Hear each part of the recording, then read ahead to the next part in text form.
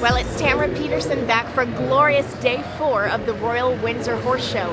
As you've just seen down below, the Queen presented the best turned out household cavalry officer. So what a delight to see her, and what a delight to be here at this wonderful show. So stay tuned as we bring you a little bit more. We're going to take you up to Windsor Castle next. So don't go anywhere. Stay tuned to Show Jumping Unplugged. Thank you for tuning in to Show Jumping Unplugged and joining me, Tamara, for a very special recounting of my royal experience. Windsor Castle. It is the most romantic castle in the world. 21 miles west of London, Windsor is the oldest and largest castle in Britain, and with 1,000 rooms, the largest occupied castle in the world. It has been the home of 39 monarchs, beginning with William the Conqueror. The present Queen, Elizabeth II, spent much of her childhood here. Now, the Queen and Duke of Edinburgh, Prince Philip, spend most of their private weekends at Windsor. Whenever Her Majesty is in residence, the royal standard, rather than the Union flag, is flown on the Round Tower. This is true of the Royal Windsor Horse Show as well. Whenever Her Majesty is in attendance at the horse show, the royal standard flies over the castle arena. After our first afternoon at the show, Paul and I ventured into town and found a great place for dinner on the River Thames. On the walk to the restaurant, we noted the Union flag flying high above the Round Tower. After a wonderful meal, a glorious sunset, and several rounds of "Can you believe we're actually in England?" we left the restaurant and were stopped mid-sentence to the sight of the royal standard.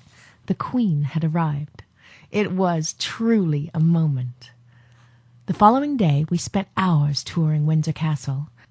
The modern visitor approaches the castle along the line of an ancient road to the east. The first thing to see is the changing of the guard. This is the changing of the soldiers on sentry duty within the precincts, and it happens every day at 11 a.m.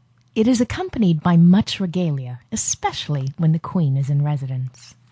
My favorite part of the castle tour was undoubtedly St. George's Chapel. It is one of the greatest glories of Gothic architecture.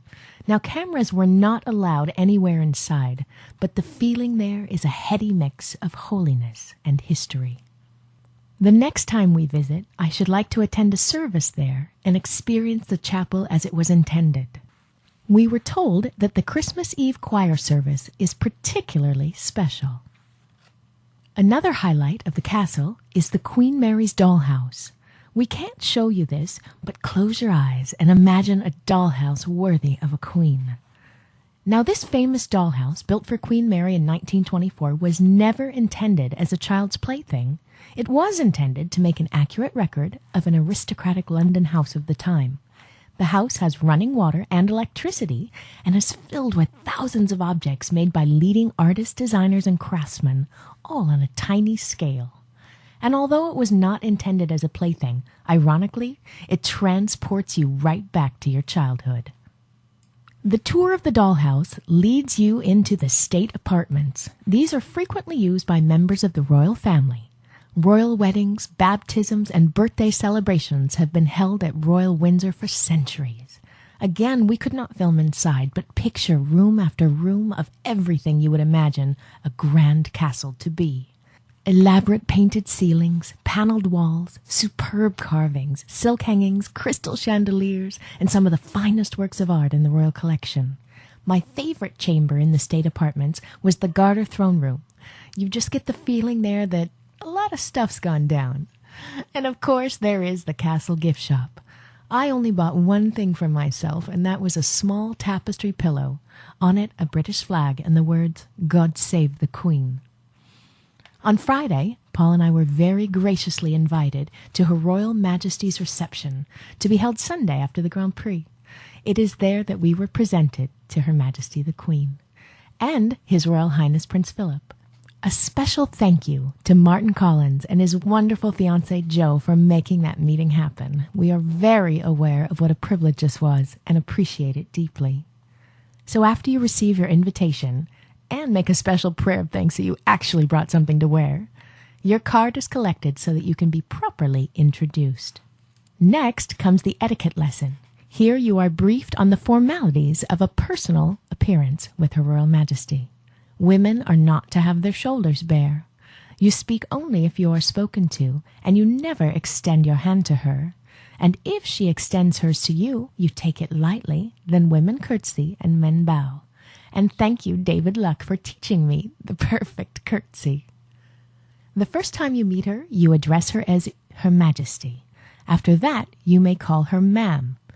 And that's ma'am as in ham, not mom as in farm.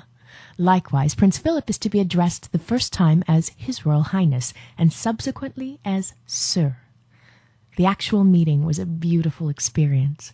Paul and I were very proud and delighted that she extended her gracious hand to us both. Her Majesty has a quick wit and a ready smile, and she actually took some time to visit with us about, what else? The horses. In closing, it is said that life is not measured by the number of breaths we take, but by the places and moments that take our breath away. So to Her Majesty the Queen, if you are listening, thank you from the bottom of my heart for your generosity and your kindness. It can truly be said that you and Windsor Castle took my breath away. And next time I visit, let's go play in that dollhouse.